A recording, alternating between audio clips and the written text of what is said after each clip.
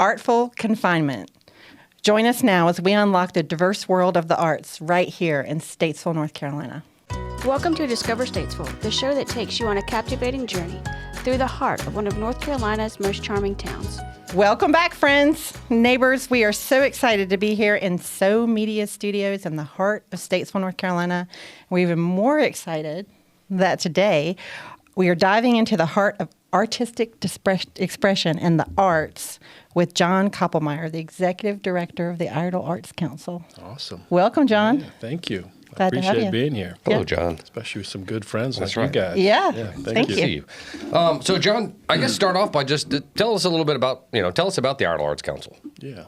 The Iredell Arts Council has actually been in our community a long time. It was established like in 1971 in the old jail of the old county jail, which was an active jail. It was established in 1908 and discontinued in like 1970. And soon after that, the Iredell Arts Council came into existence under James Walker, who was the first executive director and really had the first vision of creating the Arts Council, and for years operated in that space. But it wasn't until, I think, 1999, 2000 that some of the jail cells on the bottom floor were removed and created an opening where we had some space to do some things. And from there then, over the last 20 years of that, then we've been developing our performance space and our gallery space. So cool to have an arts council in an old jail. Yeah. And, yeah. Yeah. So in addition, I guess go into a little bit about what the Arts Council does. You mentioned performance space and everything, but there's a lot more to the Iredell Arts Council than just providing, a space for artists or art. Yeah. Really, the Arts Council is part of the North Carolina Arts Council structure. So in North Carolina, we have North Carolina Arts Council that's a statewide organization. And then every county has an arts council or some organization that acts as an arts council. And so in Statesville, Iredell, in Statesville, the Iredell Arts Council, located in the old jail, represents that. And so we have a relationship with the North Carolina Arts Council. We have to go through, it's not really truly an accreditation process, but there is, on an annual basis, an application that we have to do. Every 3 years, we have to do a more in-depth one to maintain our relationship with North Carolina Arts Council. And what that does in having the relationship with them is then we have the ability to then access grant dollars from North Carolina Arts Council. That's really based upon the population of the county.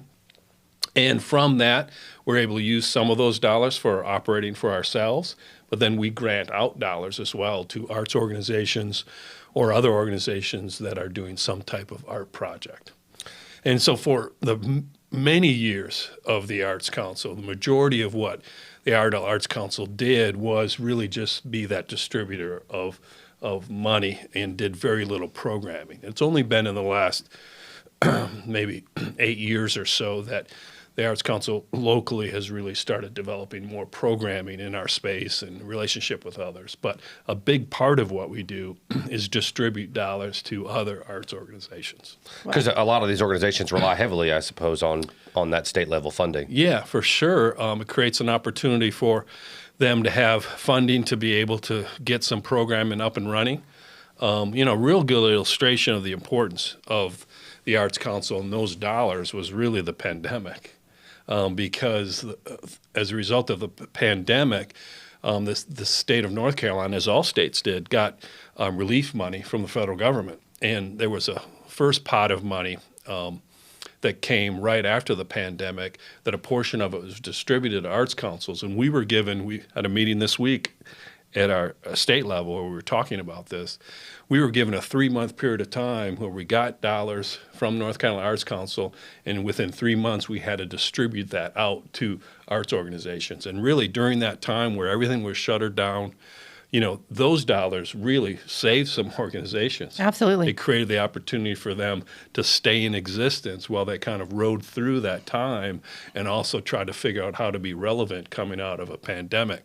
So that's just one example of how that funding can really be kind of a core in creating stability in our arts community. Wow, yeah, that's amazing. Yeah, if you haven't figured it out, since he's not even letting me talk, Richard loves the arts and the Iredell Arts Council. I do love the Iredell Arts He's Council. actually Well, on Richard, their board. He's a board member. Yeah. He's one of the committee members for our concert series. Helps us Full find a lot of Bloom. our music. And Full Yeah. Bloom. He's a key team member for us. There's no doubt. I like John. Yeah, Yeah. and you like John. Yes. Well, I've learned so much about the Arts Council, specifically in the last year because of Richard and spending time doing this podcast together. And I mean, I just saw today for the first time your lineup and all the amazing things you guys are Yeah. doing. But before we delve into that and really let people know, like you said, you guys more than stepped it up. You guys are doing some amazing things. But what Richard and I always like to make sure we do, because we know that we love our home because of the amazing people, the amazing humans that make it up. So one of the things we really like to do is learn a little bit about the humans behind the scenes making this stuff happen. So can you, outside of the Iredell Arts Council, you've been doing great things in this community for a long time. Can you tell us a little bit about your background and who is John Koppelmeyer? Oh, this is about to get heavy. All right, let me pull out my bio here. First, thank you for those kind words. I came to the community in 2000 as the Chief Executive Officer of Barium Springs Home for Children. And so I was in the nonprofit world in children's behavioral health, ran an organization prior to that for 15 years, actually had my MSW and was a clinical therapist at one time, and then became an executive director of an organization in South Carolina, came to North Carolina to run Barium Springs, and quickly got involved in Statesville, moved to Statesville, got involved with the Chamber of Commerce, and just always felt like that, if you're going to be part of a community, trying to engage that community and help in whatever way you can. So I got involved in the leadership group at the Chamber. Within a few years, I became the chair of that board, did that a couple times, and just have always been greatly invested in helping to move our community forward. Well, we appreciate everything that you have done. So what took you from that world to the arts? What brought you to the Arts Council? When I was the chair of the Chamber in 2008, that was the time that we went down to Greenville, South Carolina, and we had a retreat, and we really looked at some of the things that we wanted to invest in our community. Out of that retreat came the idea for the downtown streetscape, Friday After 5, the art crawl. And so a number of those initiatives were art-related. And we approached the Arts Council about, at that time, as I mentioned earlier, the Arts Council was mostly invested in helping other organizations through distributing of dollars. And we were encouraging of them to start looking at doing more programming. And so there was some time of transition with that, but Jody Pittman came in as the executive director. I remember I was Jody. not on the board, but a good buddy of mine who's David Bradley, who is the chamber exec, and he was on the board. And after a couple of years, he came to me and said, John, you kind of led us down this path when you were with the chair of the chamber. You should really come on the board of the Arts Council. And I was like, oh, man, he just guilted me into stepping into that. David Bradley was really good at that. Yeah. Shout out to David. He was, which he may come into town here soon. I'm hoping to see him. Yeah. So I came on the board and got into the role as the chair of the board there, and actually was the chair of the board for 6 years. And during that process of the end of that time as chair, I retired from Barium Springs, and we had hired Rogelio Cavo, who's a good friend and did a great job. But during the pandemic, he left the Arts Council, and when I retired, I bought a local business, and that was kind of running itself. And so I told the board, well, I'll step off the board if the board would like this idea. We're in the middle of a pandemic. I'll step off the board and I'll step into the role of the part-time exec, and we'll see if we can try to figure out how we can ride through this pandemic. And so we did that. And then after a period of time, I realized that I kind of enjoyed it and that we'd had some success. And, we just kept kind of building from there. Significant success. I would say too. So, Richard, One of the things that, and I'll say this when you're talking about who I am and how I think about things. One of the things I did when I was in college, we had to create a personal mission statement for ourselves when I was an undergrad. And so I created a mission statement that said I always wanted to be someone that helped us, help lead us as a community of people forward in our ability to care and love each other. And so obviously being a chief executive in behavioral health, that was easy to connect to that. And so when I left that, it was like, okay, I have this personal mission statement for myself of how I view how I want to engage the world. How do I do that now in this art community? And what I really come to understand is art and music and creative processes is a really great way to get people connected and have a great way to bring different types of stories, different perspectives, and have people have that. And we had a show about a month ago locally that we did in conjunction with Grace Baptist Church called Art and Soul. And we had 3 singers and talking about the creative process and how that influences your faith journey. And I was just talking to my daughter about this the other day, Sydney Koppelmeyer, plug for her. Love Sydney. Yeah, great lady. But how that energy in that room that night, really epitomized that kind of mission for myself of trying to create that kind of environment in our community. So I have found that through being the executive director of the Arts Council really creates an opportunity for us to really grow as a community in our ability to connect and care for each other. It's an amazing thing to wake up every morning and actually be excited about what you're doing, isn't it? Yeah, well, some of the things. And still feel, if this is a mission statement that you made for yourself in college, and to feel like this many years later, you're living it. And that's cool, man. Yeah, I think that college is out of business. John, why don't you and Richard kind of dig into coming up in February, we're starting this new month next week, and man, you guys have amazing things coming up. One of the key things that we were able to do a few years ago was create a concert series, and we started that when I was still on the board, and I created that, and we would only do a few concerts a year. And then I got through the help of brought Richard on board, Arnold Watt, Kirk Lawton, and we created a committee, and we really expanded upon that. And by creating now a concert series that has some and let Richard talk some about those acts, but some really high quality acts, it then attracted people to want to support us and connect with us. And as soon as we started developing that, now all of a sudden we have the ability to do all these other things, as well as create opportunities for these other arts organizations to do things with us. But it really came from the core of creating that concert series. So why don't you tell them some of the acts we're doing? Well, and one of the things I think is that's big about the concert series, and to your point, and is that a lot of time and effort goes into researching bands and musicians and deciding who to bring. And, for lack of a better word, I feel like we've built enough clout in the community that we're able to bring in a lot of unknowns and people that locals have never heard of, but they're coming anyways because I think we've yet to produce a bad show at the Arts Council. To not go into to run through the whole calendar, we do have some big things coming up this year. I can't get to that page. We had a great show in January with the Barefoot Movement. That was an awesome show. And then in February, at the end of February, on the 29th, is Mike Strauss Band. And Mike Strauss Band is an example of something we always try to do. Mike Strauss Band is a band out of Charlotte.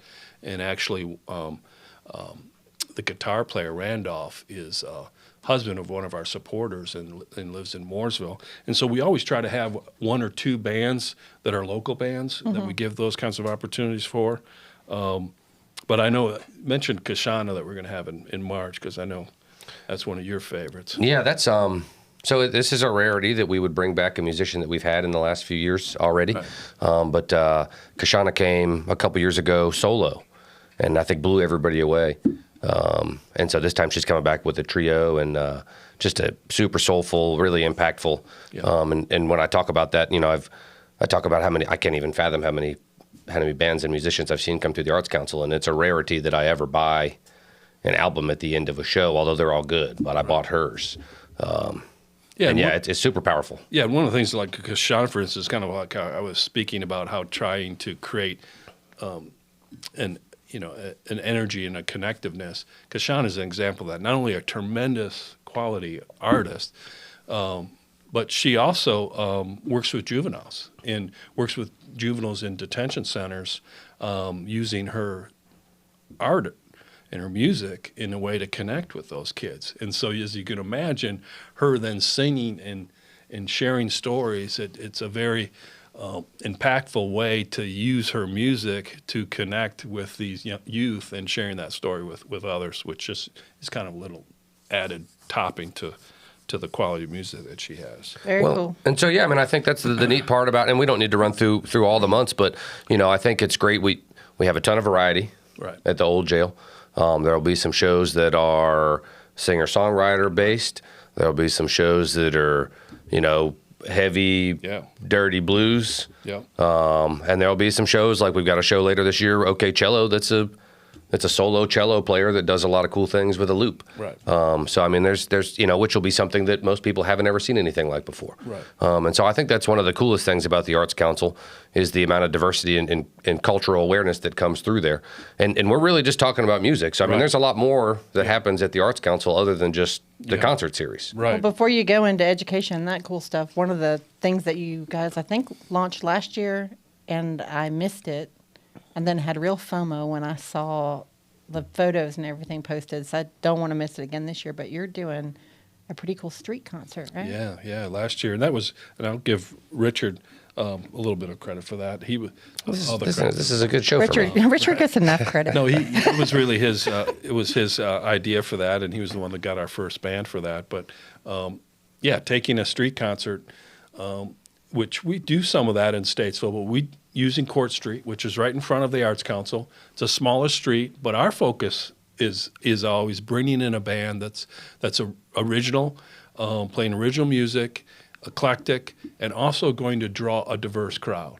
And last year we had the band, Coletta and the Super Yamba Band, that was out of Bronx, New York, and they were an Afrobeat band.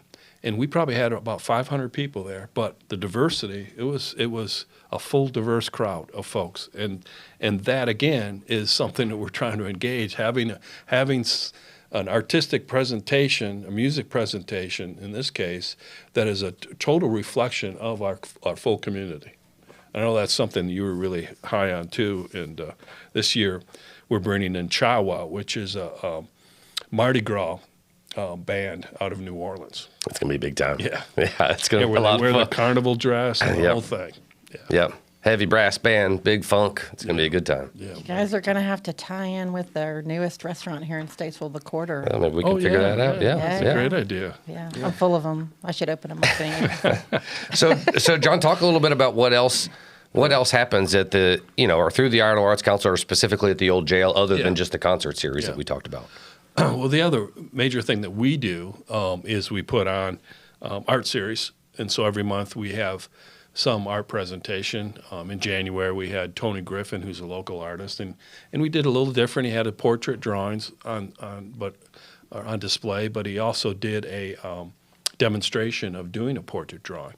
And we had 44 people in our small little venue sitting and watching Tony do a drawing of a model who also happened to be my wife. I was going to say your beautiful wife. Yeah. And so that was Not really, a bad subject to have to draw. Yeah, and I have a portrait of my wife, so that's cool. But that kind of thing. So we have doing an art show in February. We're having a local artist from Harmony, Tia Cannell, who's going to have her art on display.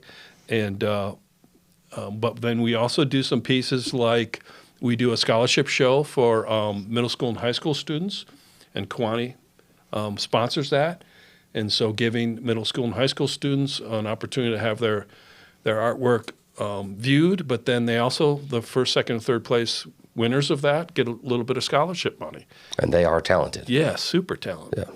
And then we are doing the same thing with Mitchell College. Mitchell College, unfortunately, no longer has a gallery space on their campus. And so Rogelio, who used to be the director of the Arts Council, is now the director of the art department there. And so we've collaborated together, and this will be the second year where we're doing their art show, and we're hoping to have some sponsorship money for that as well. But doing some things like that, I told you about this Art and Soul series. We're doing 3 of those this year in conjunction with Grace Baptist, the one that I already mentioned. Then we're doing one with an artist who's going to be showing her art and how that art was influenced by some spiritual pieces that she's read, and specifically a specific spiritual poem that she read and drew paintings from that. And then later in the year, we'll be doing that with a writer as well. So not only sharing the art, but then having conversations with these artists and having people engage and ask questions and, be part of that dialogue. Yeah. So that's a great, great piece. And that's really been something that we've always done, are those pieces, and we've been adding the music and other things since then. I'd be remiss to say, though, our signature event for the Arts Council is the Full Bloom Film Festival. Now, we have a separate committee. I know you guys talked about them, so we won't spend much time on that. But that is a huge piece of the Arts Council, not only for the festival itself and how cool and great it is, but also the support it brings in. It really helps us in our relationship with the North Carolina Arts Council, because those dollars that we bring in help support our ability to show the state we're this stable organization with a strong funding source, and the Full Bloom Film Festival is a big piece of that. And it's bringing more and more people. Oh, yeah. It's getting much. Yeah. This last year was just amazing. It's getting more and more attention. Yeah, it brings a lot of people from all over the area, and just cultural awareness. Right. Most of the films that we are screening at the Full Bloom Film Festival, you're not going to have an opportunity to see anywhere else. So Right. it's a great opportunity for the community. And coincidentally, John was the first chair of the Full Bloom Film Festival. Yeah, that's right. Back when this all first started, and I don't know if we might have met. But Bradley and I were talking through this thing, and he was like, "Oh, I got a guy that'd be a really good chair for this sort of thing." Seen a theme He's with like, you two guys. Call my friend John. And so we were off and running. Yeah. But that also helped kickstart now. One of the monthly events that takes place Right. at the old jail is a monthly film series. Yeah. Where we'll screen, cult classics. Yeah.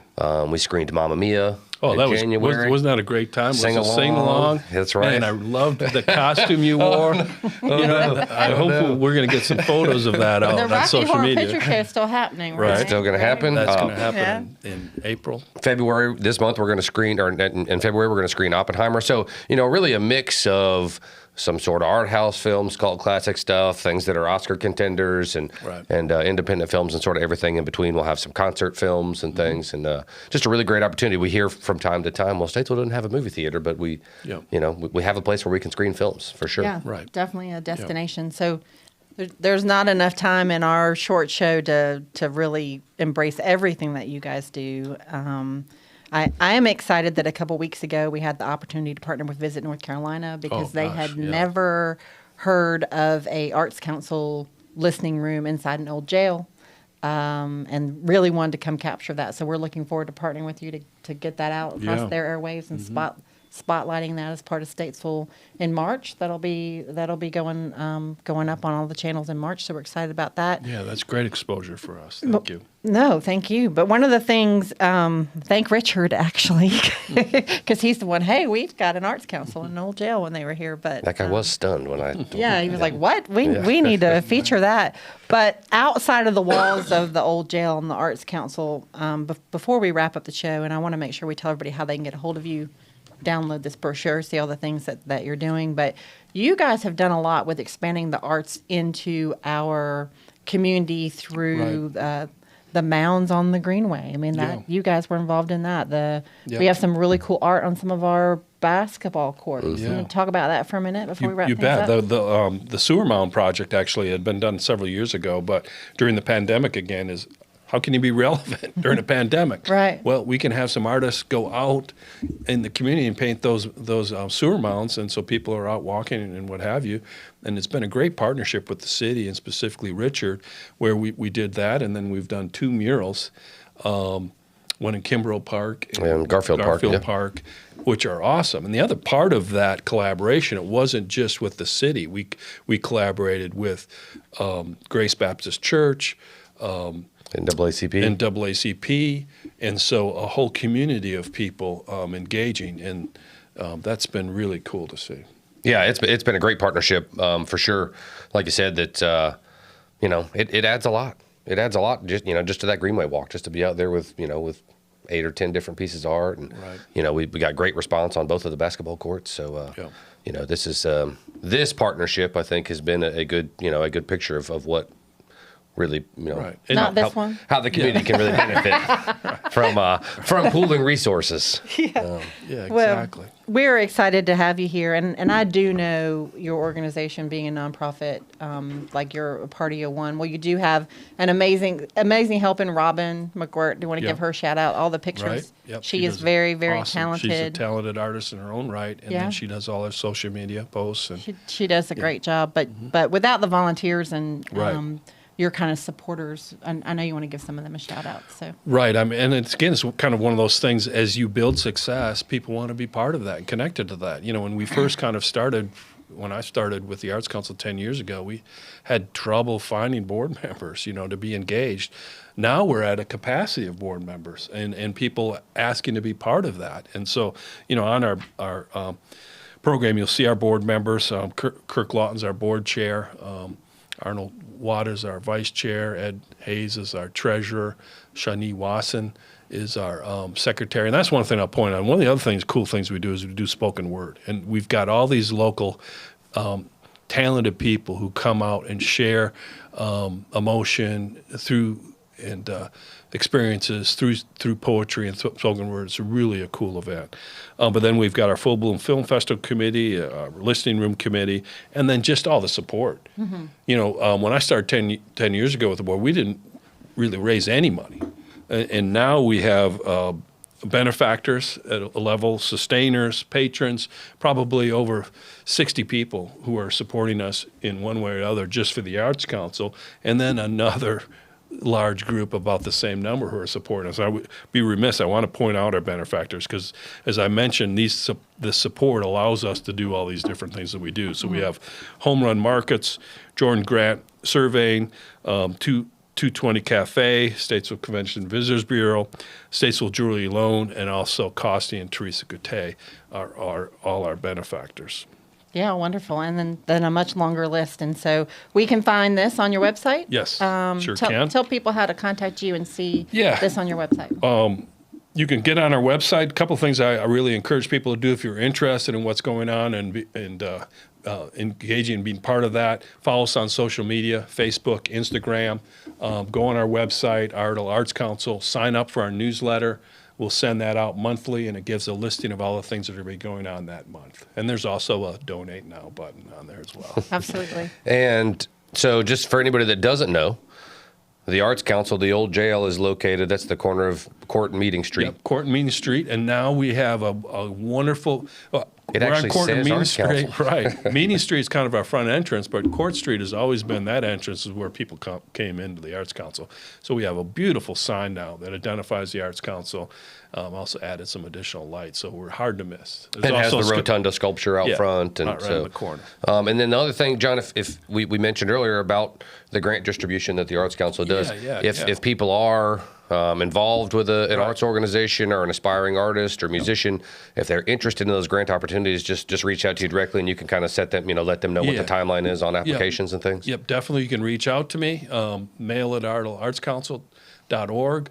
But I also encourage people to follow us, because there are so many organizations that want support. We don't have the ability to reach out to all of them to tell us the deadlines, but we put all that stuff on our newsletter. We put all that stuff on posts on Facebook and Instagram. So if you're following us, you'll stay connected to what those we've got some grant opportunities out right now through the state. And so you can follow those and know what's coming up. The funds are out there, so people just got to come ask for them. Yeah, for sure.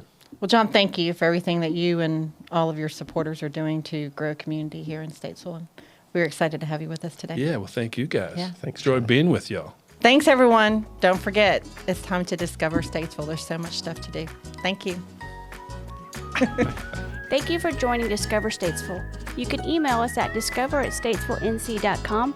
Check us out on Facebook at Discover Statesville NC, #Discover Statesville, and our website, statesvillenc.com.